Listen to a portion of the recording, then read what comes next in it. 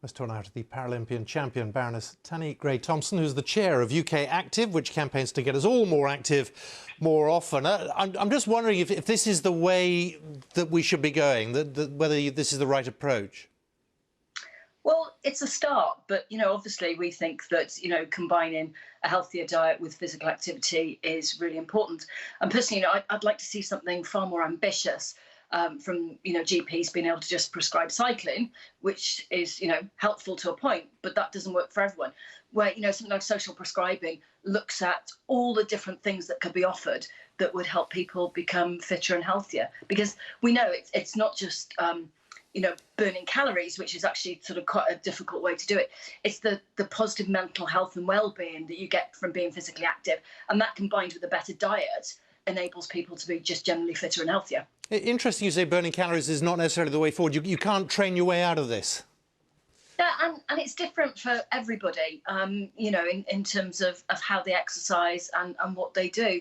It just seems, constantly physical activity seems to be forgotten as part of developing a healthier nation. And we know that, physical activity helps prevent type 2 diabetes, 20 different forms of illness.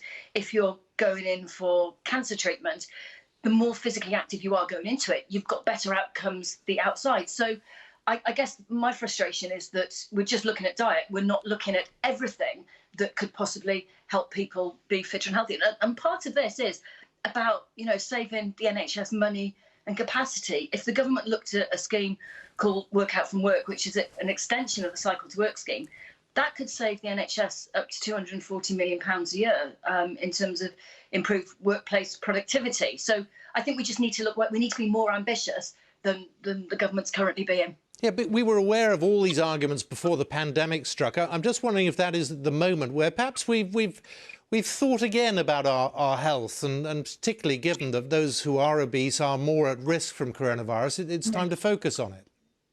Well, it's been lovely to see far more people going out and being active than perhaps they normally would, or people having to be very creative about their activity.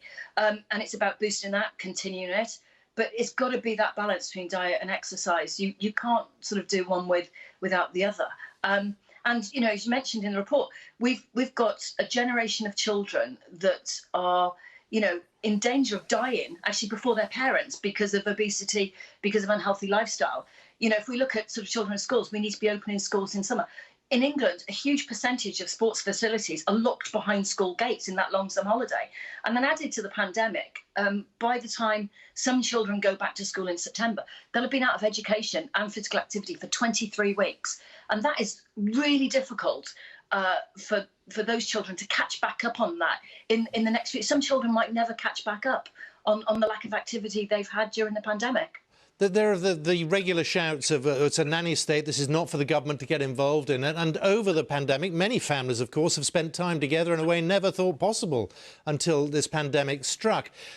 Isn't there a much more important parental role when we talk about children and diet? It's about education is part of it. We now know that sort of the campaign for 5 a day in terms of eating fruit and veg, actually the number that you should be eating a day was more, it's actually 8, but 5 was sort of the level that was sort of deemed to be acceptable. But also we can't go back to a world before fast food. It's about making good, positive choices, and it's also about making food affordable, which that gets into another discussion. But definitely, if people build physical activity into their daily lives, it will make a massive difference. And if you feel better, it then impacts on presenteeism, work, everything else, your ability to live home.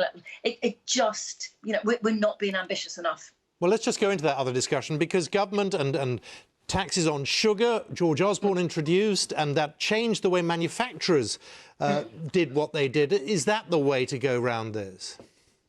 Yeah, I think that was also very positive, because the reality is things like the drink manufacturers probably wouldn't have changed their products, and some were starting to, but I think it definitely accelerated some of that change.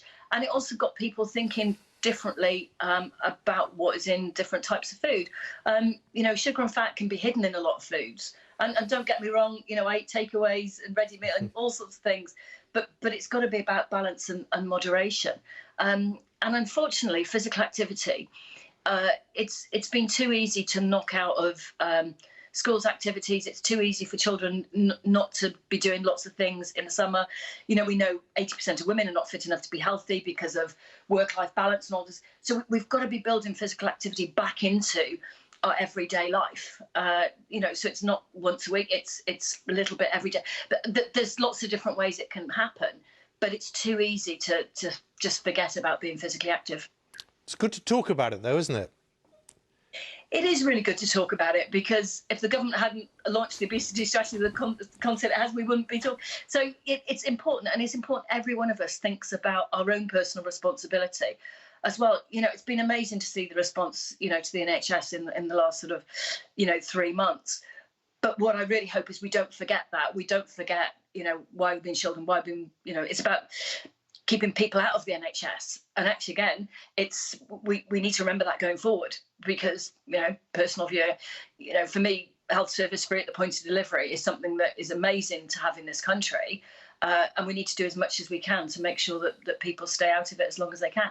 And we, you know, people don't need to be hitting frailty till their 80s and 90s, where we are at the moment. People are hitting frailty in their 40s and 50s, again, because of lack of physical activity. Always good to talk to you, Baroness Tanni Grey-Thompson. Thank you so much for your time. Thank you.